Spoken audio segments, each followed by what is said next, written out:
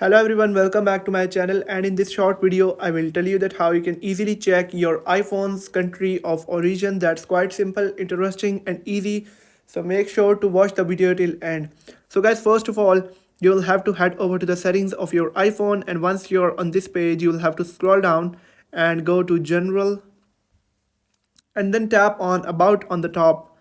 Now once you're on this page you'll have to copy your model number. You don't need to copy it at all you'll have to do is to find is to see the first two digits just before the last two digits just before the slash in the model number, and in my case it's LL. So I'll go back to a browser, and then I'll search for iPhone region wiki, then search for it, and you'll have to open the top website, that is the iPhone wiki. And once you'll open it, it will show you a list of different different models or different regions.